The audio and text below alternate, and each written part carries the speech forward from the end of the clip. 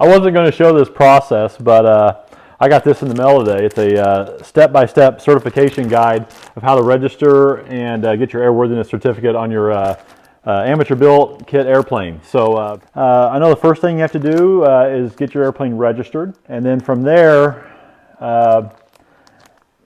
you begin the process for the airworthiness certificate. Again, I have a lot of people ask me about, does anybody inspect your airplane, or what's that process like? So I'll kind of take you just through an abbreviated guide of kind of what's involved in that process.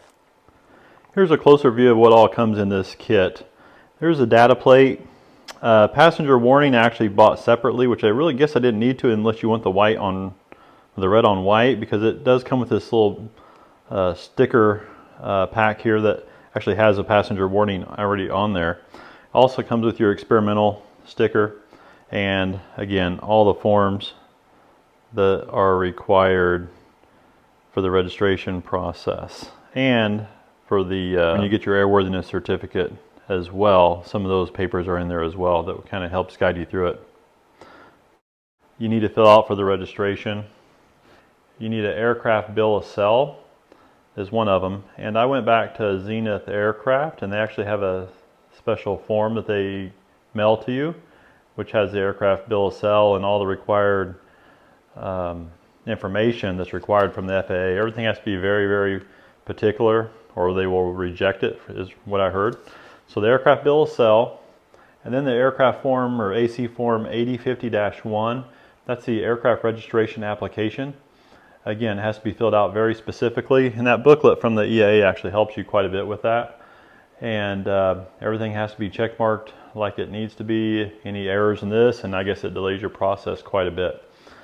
The last form is AC form 8050-88, the affidavit of ownership.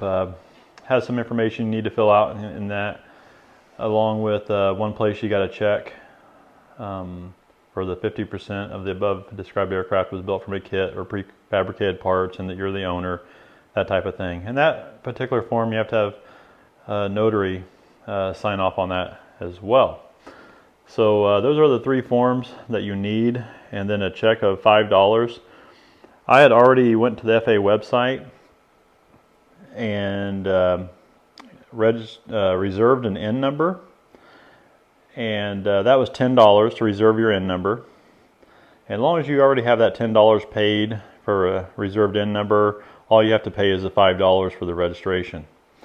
And so I sent them a check with $5, and the registration branch on their website was saying that they're backed up like somewhere in the neighborhood of like 6 to 7 months. So I was really getting nervous about getting my registration back on time, but I did get it, and I got it back in 12 days.